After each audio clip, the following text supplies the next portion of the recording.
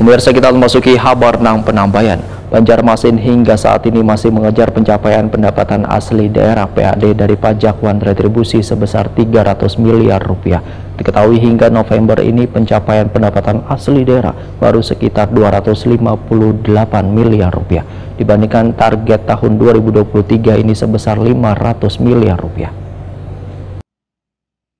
Banjarmasin hingga saat ini masih mengejar pencapaian pendapatan asli daerah dari pajak wan retribusi sebesar 300 miliar rupiah. Diketahui hingga November ini pencapaian pendapatan asli daerah baru sekitar 258 miliar rupiah dibandingkan target tahun 2023 ini sebesar 500 miliar rupiah. Demikian dipadahkan Kepala Badan Pengelola Keuangan Wan Pendapatan Asli Daerah Banjarmasin Edi Wibowo Waitakoni Prima TV usai melaunching aplikasi Si Bijak di Hotel Ratan Inn Banjarmasin, Baisukan Selasa 14 November 2023.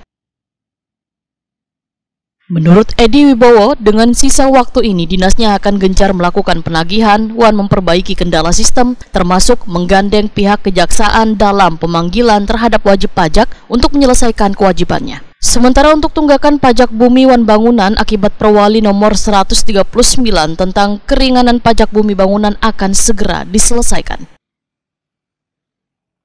Edi Wibowo menambahkan rincian pendapatan hingga 8 November 2023 telah mencapai 63,18% dengan pencapaian pajak daerah sebesar 46,03%. Potensi pajak terbesar berasal dari pajak penerangan jalan umum sebesar 84,82%, pajak bea perolehan hak atas tanah wan bangunan sebesar 69,07%, pajak hotel sebesar 69,42%, pajak bumi wan bangunan sebesar 67,70%, wan parkir 59,50%, serta pajak restoran sebesar 28,74%. Per 8 November yang telah akan direkon itu capainya sudah 63,18% keseluruhannya.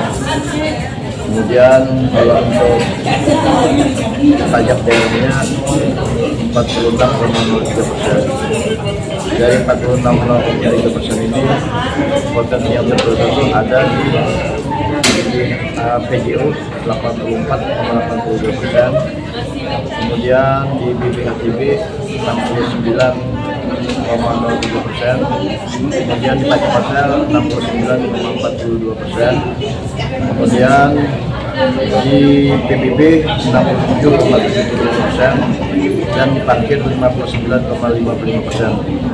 Itu yang terbesar. Untuk restoran sendiri masih di angka 28,76%. Jadi dari total target untuk PAD, khusus PAD ya, dari 560 sampai tanggal 8 November sudah terrealisasi 258. Jadi ada sekitar 300 miliar lebih. Ya, ini akan kita berusaha kita kejar bisa waktu ini.